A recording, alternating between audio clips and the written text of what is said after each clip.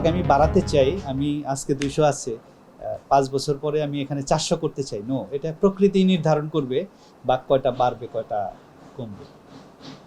আপনাকে শুধু প্রোটেকশনটা নিশ্চিত করতে হবে।